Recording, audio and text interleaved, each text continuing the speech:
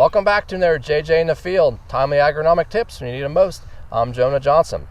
Well, today I have AJ Krupp, our Southern Technical PCT lead, and we want to provide you guys with information on some tough decisions that we're battling right now here in Ohio as a whole. So obviously we've all had a great start. Back in April we had 2.5 weeks of unseasonably warm weather that got a lot of field work done, and some guys got some things planted in some fields. Those are up great. Others are struggling.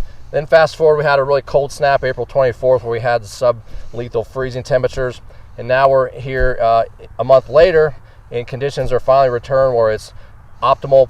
Guys that are playing here in the last couple days, 7 days for some, have emerged very quickly, but then others who had last 7 to 10 days, we've had some unseasonably large rain events that's come across Ohio and really done detriment to the soil and these poor emerging crops. So AJ, tell us what we've been looking at. What have you seen? What are some of these growers that we've been working with the last couple of days battling right now with some emerging crops? Thanks, Jonah. So as I've went through my travels here in West Central and even more towards Central Ohio and then South Central Ohio, there was a stretch of torrential rain in there that, they kind of had 2 to 3 inches in the matter of an hour. So there was a lot of corn that went in a 2 or 3 day stretch. A lot of it was conventional tillage. And they're having the tough decision right now. Do I replant? A lot of it's already been rotary hoed. We're starting to evaluate stand counts out in there. And unfortunately, there's just a lot of fields that there's not enough consistency that we feel to leave those fields intact.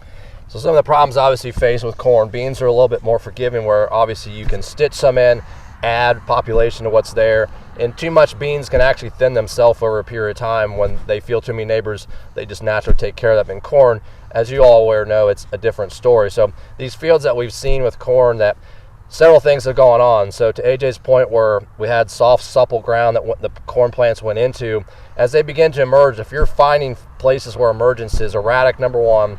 Number two, where we got this crusting problem where you have a seed that emerge, you see the radical shoot off, and the corn plant searching where it got so hard and exerting so much energy. So you get that mesocotyl, which is the first piece of anatomy that's looking to penetrate the soil surface. When it senses red light right at that soil surface, it becomes a coleoptile, and those tissue is very, very rigid to try to bust through that soil layer. So anytime, to AJ's point, where we get this crusting and hard conditions where that plant exudes energy and is searching, and we get those cells that start to collapse and get fat and the plant start to go outwards essentially, and that energy is expended and it either cannot penetrate, or when it does, we see different plants that are just probably not going to make it towards a uniform stand. So AJ, when we're looking with our growers, what are some tips that we may share with them, and what should we look forward to doing to remedy this? So what we've been looking for out with growers right now, so we've been going around digging seeds. So to Jonah's point there, we've been finding a lot of corn that, in my mind is unfurled underground. So it's tried to reach up, tried to get out of that crust. It hit a hard spot, has unfurled, and it looks like the very end there, that tissue has died. So as we're looking in these areas, we're digging plants, we're taking stand counts, and the biggest thing we're looking for, we're trying to find uniformity. In my eyes, I like to see a 25, to 27,000 plants final stand. In my eyes, it's hard to rip a field up if we have a consistent stand in that area. But we're finding areas out there that there may only be 6,000, 7,000, 8,000 plants out there that, we're having these hard conversations of, well, do we just try to spot some in? Are we better off to just rip these fields out and start over? One of the biggest decisions we're looking at right now as well, when we look at the extended forecast, we have 12 to 14 days of dry weather. So if we have to go in there and take some kind of tillage tool, whether that be vertical tillage, a field cultivator, and rip these stands out, are we going to plant and not have enough moisture to get that seed germinated and back up again? That becomes a really tough situation, right? So to AJ's point again, you have potentially dry soils, you add additional tillage, and that may end up making your evapotranspiration rates increase to the point that a new planted stand may sit there for a period of time.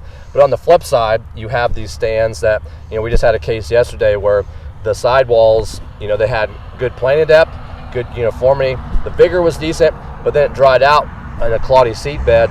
Seed trenches opened up, and you can see it down the entire rows. And then, what's going to happen in the next week when they need to make a herbicide application or any type of foliar nutrition, let's say, or anything else amendment-wise the rest of the season? Are we going to get nodal roots established? Are we going to have plants that can stay stood up, what have you?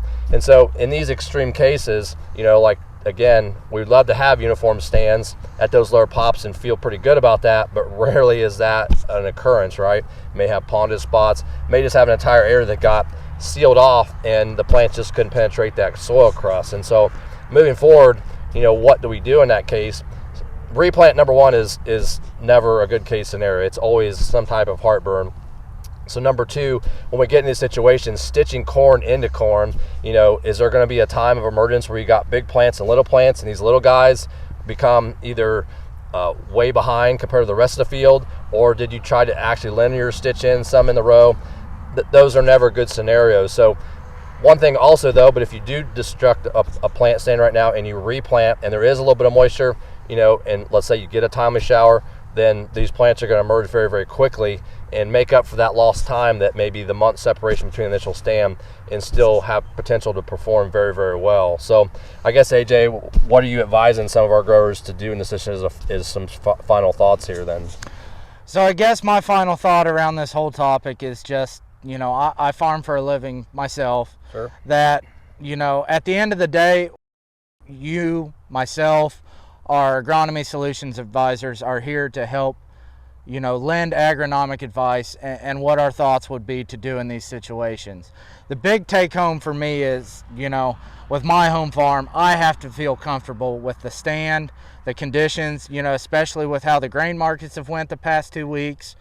The price of inputs have stayed high. I want to make sure I have the best chance to get the greatest return on investment on my home farm.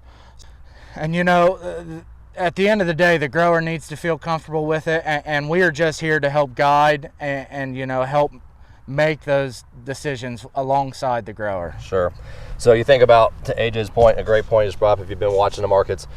Global economy has changed drastically. It looks like in the futures market is going to be declining, unfortunately. So that means we're going to need more bushels on every acre this year to make up for that potential loss at the end of the season if markets aren't favorable. So we need to make sure we give our start the best we can to these crops. And again, that's why we're here to help those growers. And it is a very emotional decision, right? I don't ever get in the way. If a grower wants to replant, then let's do it. We'll get the seed and make it happen. But we want to make sure we educate them on the technical side that, all your stands look good. And by the way, there's lots of other things that are impeding that. Weeds right now, black cutworms high, armyworms, true armyworm pressures are going to be high. So things like that we just got to all take into account. So if you have further questions, feel free to reach out to any of us on the PCT team or any of our ASAs among our locations across Ohio. So to continue this discussion, find us on pctnutrients.com. I'm JJ. And I'm AJ in the field. Thanks for watching.